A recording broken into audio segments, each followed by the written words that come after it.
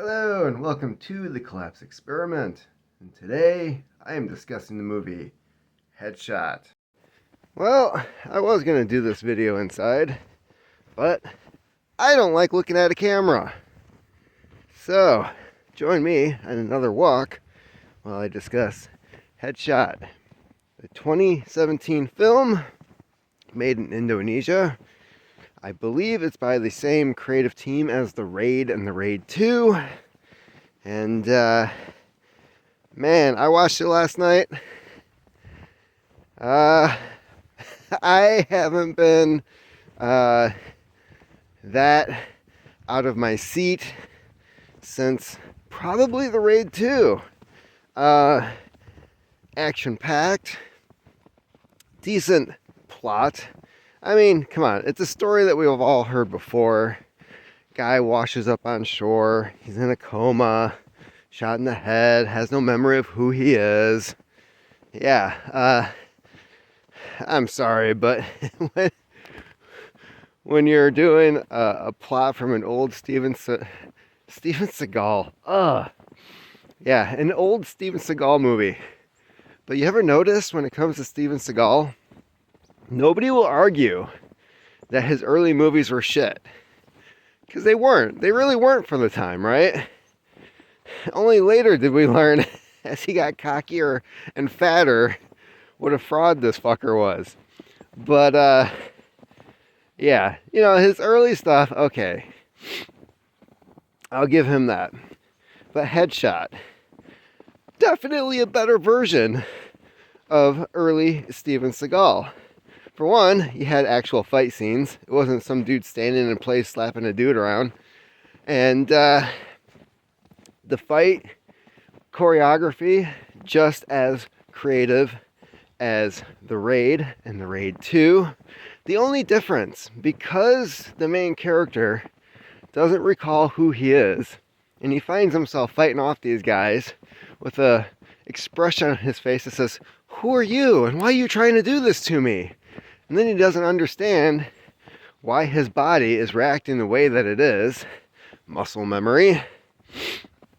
He does eventually come to figure out who he is. Spoiler alert. And all of a sudden embraces all the training that he had before. So Headshot plays as a serious film. As I said, the main character washes up on shore. He's taken to a hospital where a Dr. McHottie is taking care of him. She waits by his bedside for, I think it was like 3 months before he finally wakes up. Kind of like a Steven Seagal movie.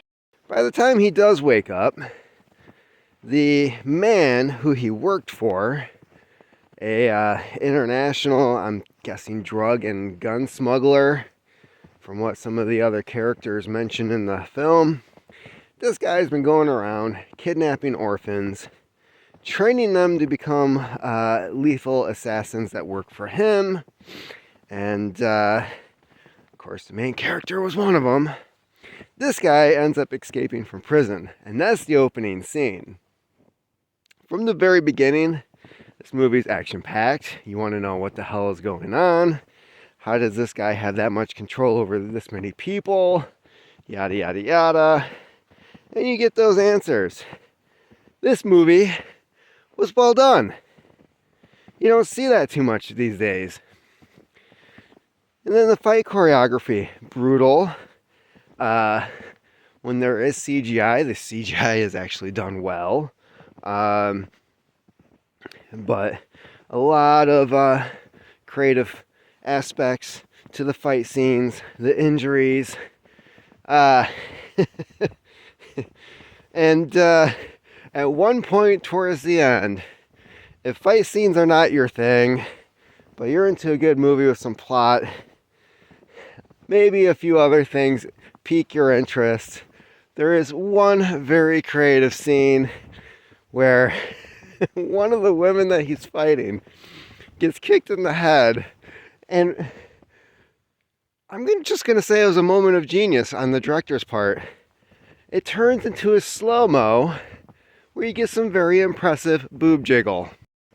So overall, Headshot, ah man, I mean it's up there. I kind of feel like watching it again.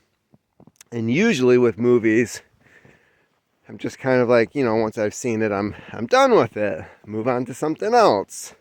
No, this one, there's so much action in it that you almost want to see what the hell you missed the last time.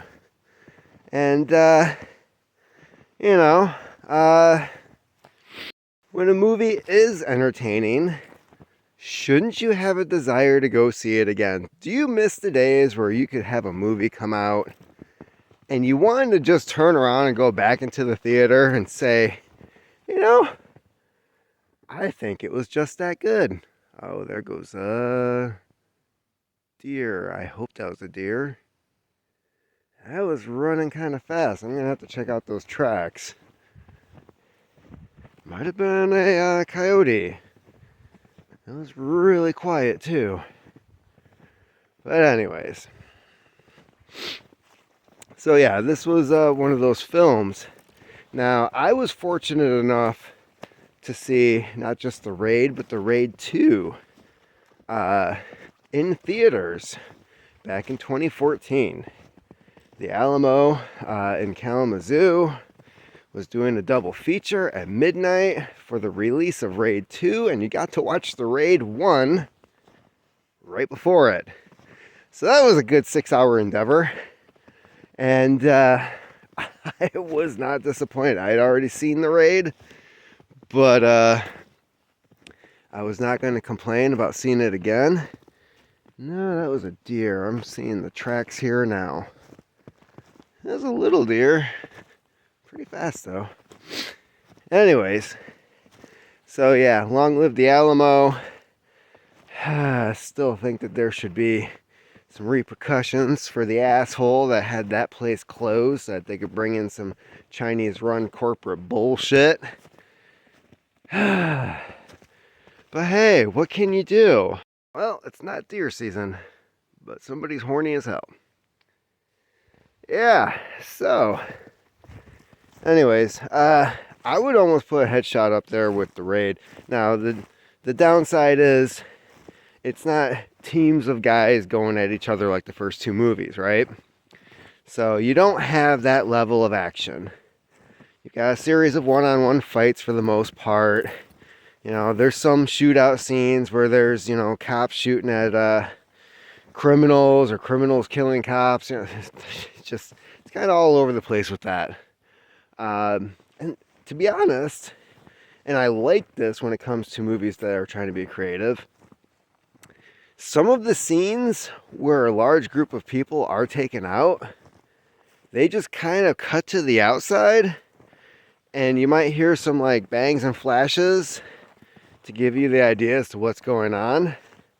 And yeah, I mean, it's a hell of a lot cheaper than trying to actually film that and show like what is happening. And it leaves it up to the audience to figure out like just how bad things are going inside said area. So it does have that aspect to it too. So Headshot, man, it's pretty damn good. Like 4 out of 5 stars. It's available on Netflix. You might have to put it in your search unless it's the type of movie that you watch on the regular. Otherwise, they're probably not going to show it to you as an option. And it is definitely worth checking out. You just don't get that kind of action film anymore. So be thankful when it happens. Granted, it was 2017. And I don't know what these guys have put out since then. And this just came on my radar recently. Don't know how I missed it back then. Probably wasn't available in the US yet. Some of that stuff takes time. Unless Hollywood or other people think that they can make a quick buck off of releasing it out here. But then, yeah. That's probably the issue. You know, can they make a quick buck?